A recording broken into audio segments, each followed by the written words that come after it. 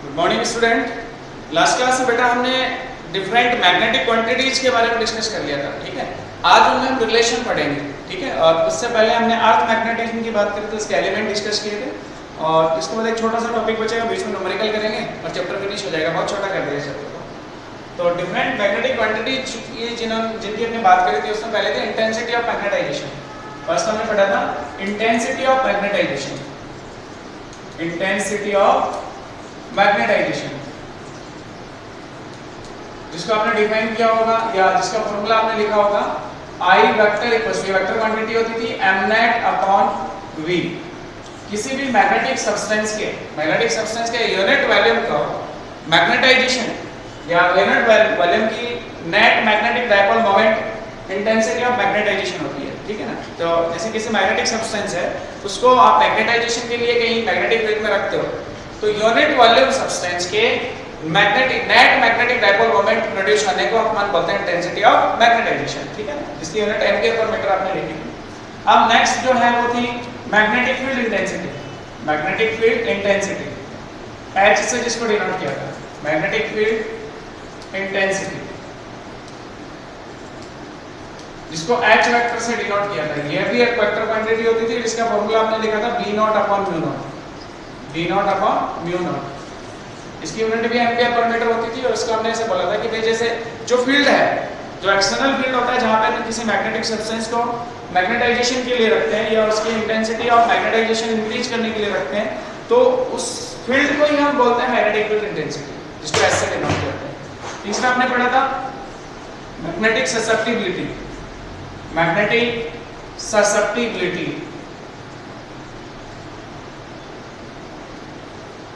Susceptibility, जिसको काईएम से denote किया था।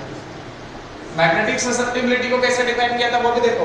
आपने बोला था कि I प्रोपोर्शनल टू H, किसी मैग्नेटिक सब्सटेंस के लिए I प्रोपोर्शनल टू H होता है।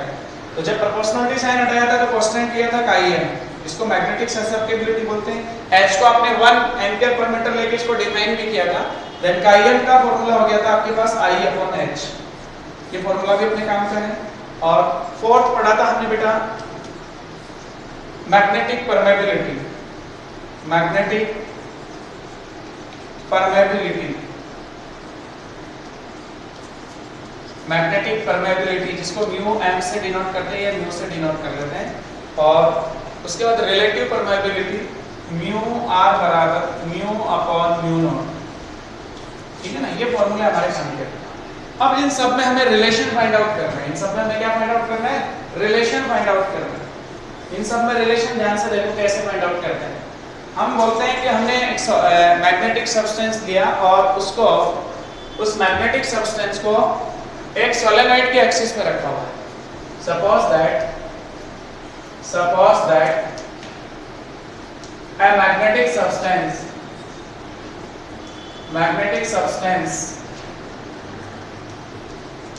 is placed at axis of a solenoid, then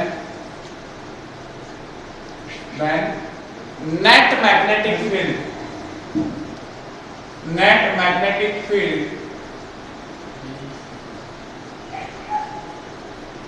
will be produced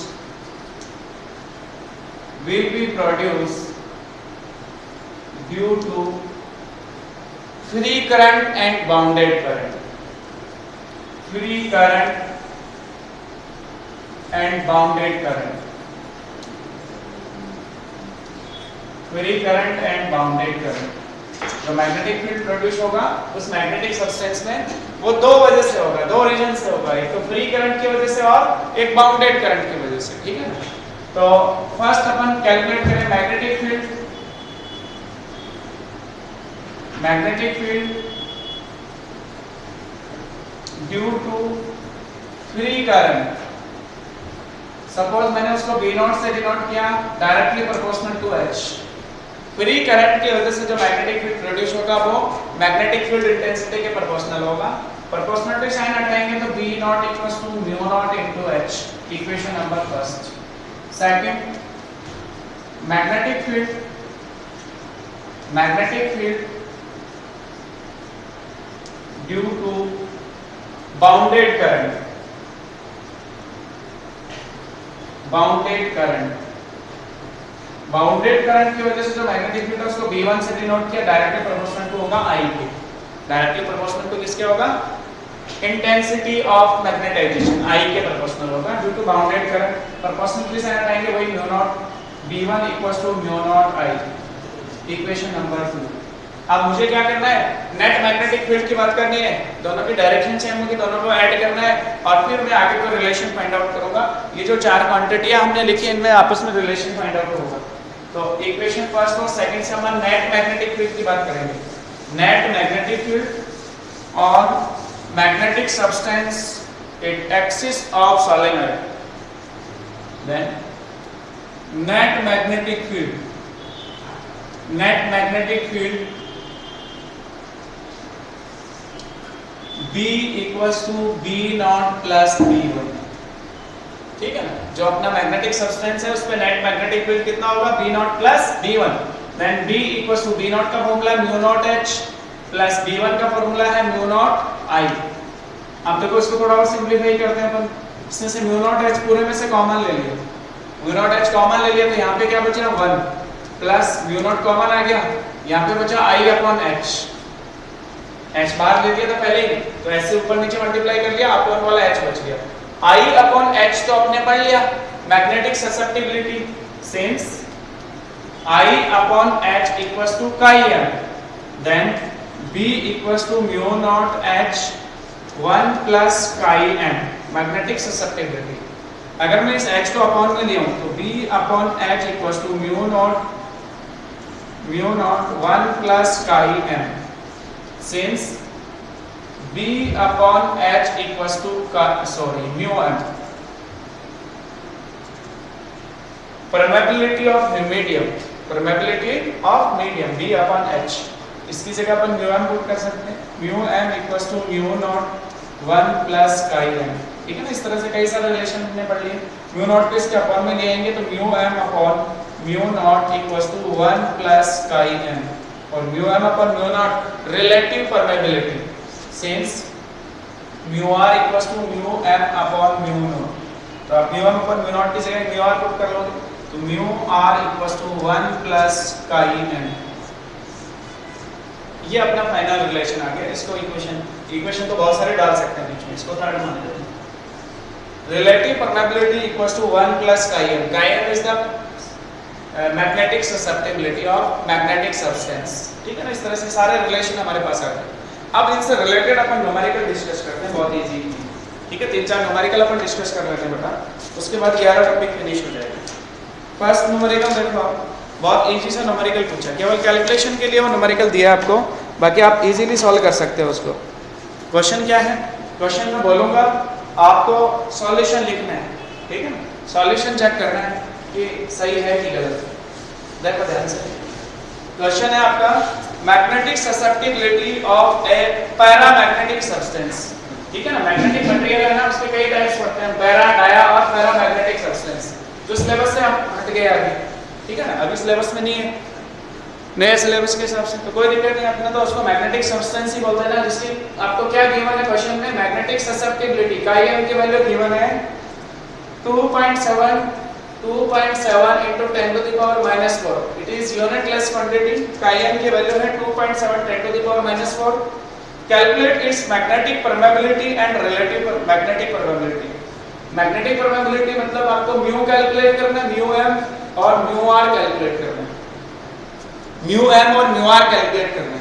chi m given है आपके पास, सीधा फॉर्मूला है, पहले आप म्यू आर सॉल्व कर लो, म्यू आर सॉल्व कर लो यहां से, तो म्यू आर का फॉर्मूला आपके पास है 1 plus chi m, mu r equals to 1 plus chi m की वैल्यू ये 2.7 into 10 to the power minus 4, और मैक्सिमम बच्चे क्या लिखते हैं answer 3.7 10 to the power minus 4, गलत।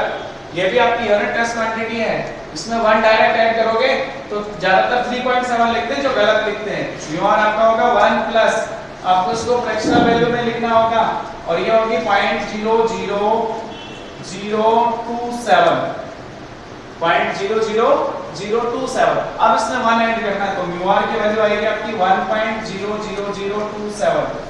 आप इसको राउंडिंग ऑफ में भी राउंडिंग ऑफ कर सकते हैं, बाकी ऐसा लिख सकते हैं। अब आपके पास म्यू आर आ गया, आपको म्यू एम सॉल्व करना है। Since mu r equals to mu m upon mu not, then mu m equals to mu r into mu not. Mu r की वैल्यू 1.00027, म्यू नॉट की value 4 pi 10 to the power -7। और ये unit होगी इसकी, mu m की unit वही होगी जो म्यू नॉट की है। हमने बाइट सॉर्ट टर्म में म्यू नॉट की यूनिट लिखी थी, उससे अपन यहाँ म्यू नॉट की या म्यू एम की यूनिट लिख सकते हैं। क्वेश्चन सॉल्व करने का पर्पस क्या था, ये कैलकुलेशन, बाकी तो सब इजी है। नेक्स्ट क्वेश्चन देखो, नेक्स्ट क्वेश्चन क्या कह रहा है, a magnetic susceptibility of paramagnetic material, paramagnetic substance is 2.3 into 10 to the power -5। कोई भी सब्सटेंस हो, मैग्नेटिक सब्सटेंस, उसकी मैग्नेटिक ससेप्टिबिलिटी का m गिवन है 2.3 into 10 to the power -5।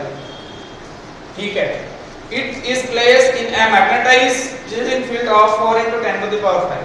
Magnetizing field H की वैल्यू गिवन है 4 into 10 to the power 5 ampere per metre, उसमें ये मैग्नेटिक सब्सटेंस प्लेस है। Then find intensity of magnetization, I की value पूछी, I आपसे पूछा था, बहुत सिंपल हो गया। हमने I और H और chi-m का रिलेशन पढ़ा है, I upon H equals to chi-m, then I equals to क्या हो गया, formula chi-m into H। chi-m की वैल्यू है 2.3 into 10 to the power -5 और H की वैल्यू गिवन है 4 into 10 to the power 5। तो अपना आंसर आ गया बेटा I equals to, ये कट गया 4 से मल्टीप्लाई कर लो, 9.2 ampere per metre, 9.2 ampere per metre. तो ये आपका सेकंड आंसर आ गया, सेकंड क्वेश्चन का सॉल्यूशन आ गया। ऐसे ही देखो नेक्स्ट एक और क्वेश्चन करते हैं अपन, ठीक है ना। देखो क्वेश्चन इजी है,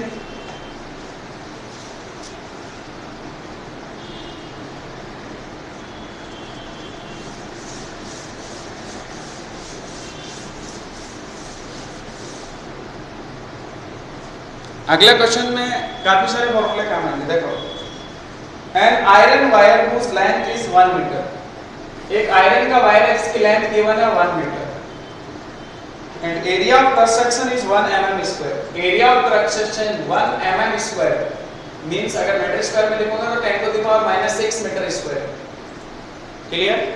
इसके बाद क्या कह रहा है, it's place on the axis of solenoid, ये सोलेनॉइड की एक्सिस पे प्लेस है। whose मैग्नेटाइजिंग फील्ड इज, उसके मैग्नेटाइजिंग फील्ड H की जो वैल्यू है वो गिवन है 4 into 10 to the power 3 ampere per metre. और उसके बाद then calculate magnetic moment of the wire, capital M की वैल्यू आपसे पूछी है, मैग्नेटिक डाइपोल मोमेंट आपसे पूछा है। और permeability of iron mu m given है, म्यू m की वैल्यू गिवन है 16 pi into 10 to the power -5 H पर मीटर। और अब आपको m सॉल्व करना है। देखो बेटा क्वेश्चन बहुत लॉजिकल अच्छा है, फॉर्मूले आपको ध्यान में रखने होंगे और फिर आपको m की वैल्यू सॉल्व करनी है।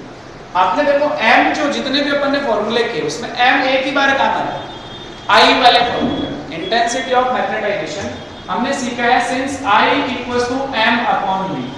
v आपका जो सब्सटेंस होता है उसका वॉल्यूम, हमारे सब्सटेंस आयरन की एक वायर है, उसको हमने एक सोलेनॉइड के एक्सिस पे रखा हुआ जिसकी लेंथ और area of cross section given है, तो मैं वॉल्यूम सॉल्व कर लूंगा, इसको इससे मल्टीप्लाई कर लूंगा तो वॉल्यूम आ जाएगा।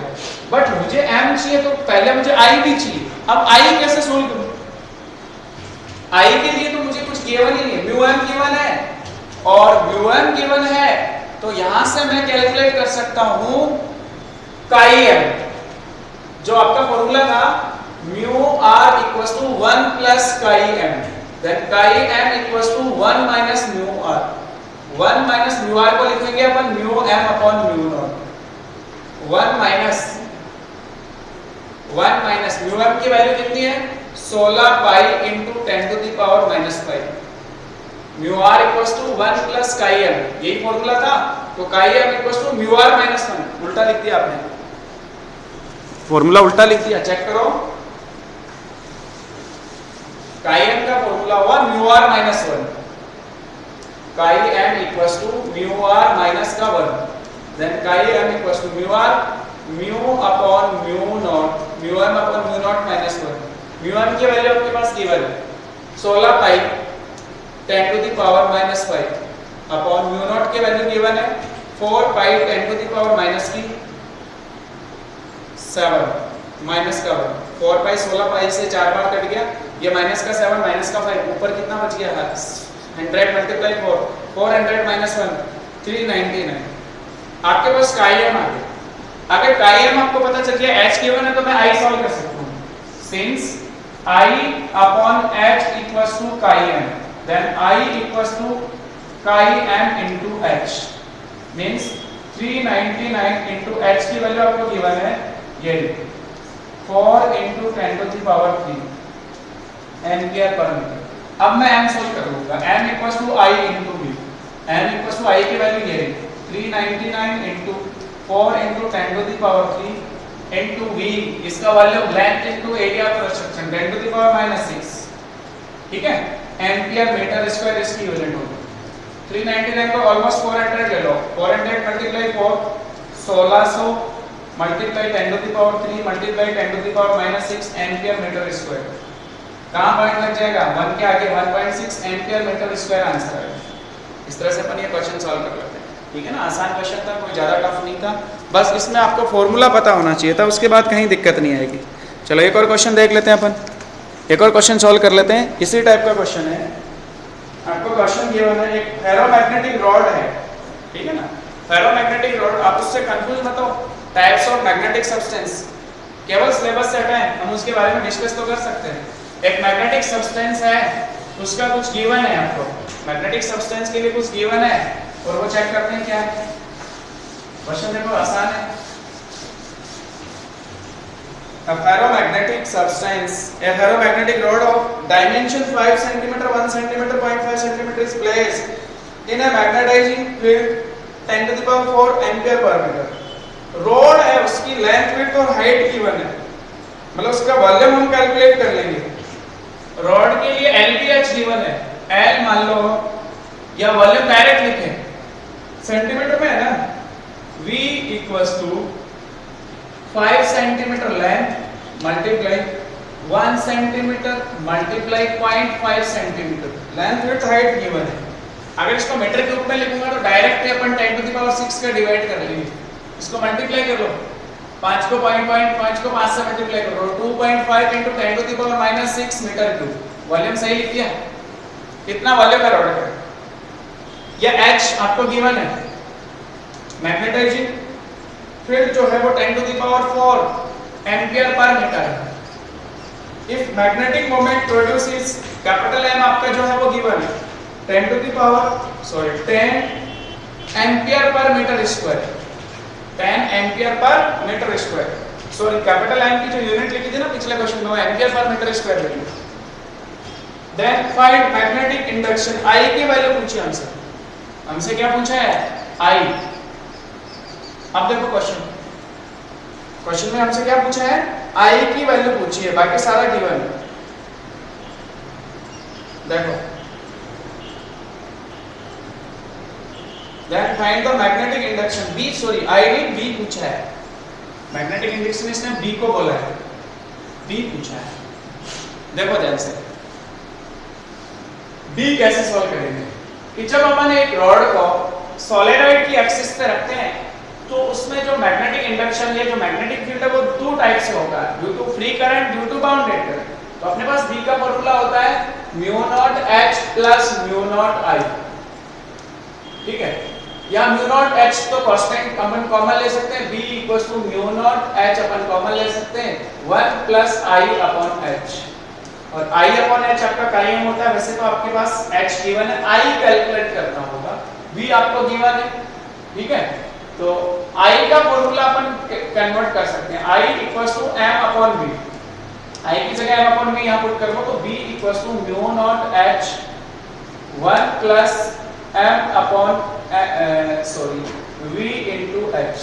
अब आपको सब कुछ गिवन है, H की वैल्यू ये μ0 4 pi 10 to the power minus 7, H की value 10 to the power 4, 1 plus M की वैल्यू आपको गिवन है 10 अपॉन V की वैल्यू हो गई 2.5 10 to the power minus 6 into h की वैल्यू थी 10 टू द पावर 4, इसको सिंप्लीफाई कर दो 4 पाई 10 टू द पावर -3, इसको सिंप्लीफाई कर लिया 1 प्लस 10/2.5, ये कितना हो जाएगा, ये 4 हो जाएगा ऊपर 10 टू द पावर -6 और -2 ऊपर जाके 400, आंसर आया 4 pi into 401 into 10 to the power -3 tesla. Multiply कर लो, आपका आंसर आ जाएगा। ठीक है, 4 pi into 401 10 to the power -3 tesla, जो भी आपका आंसर आएगा उसको आप सिंप्लीफाई कर दो। ठीक है, ऐसे ही कुछ आंसर आएगा। इस तरह से अपन जो रिलेशंस डिस्कस किए थे हमने क्वांटिटीज के बीच, मैग्नेटाइजेशन के अंदर जो हम क्वांटिटीज यूज कर रहे हैं, मैग्नेटिक क्वांटिटीज, उन सब के बीच जो रिलेशन फाइंड आउट किया उसमें 3-4 हमने न्यूमेरिकल भी डिस्कस कर लिए, बाकी सब नेक्स्ट क्लास में पढ़ेंगे। Thank you.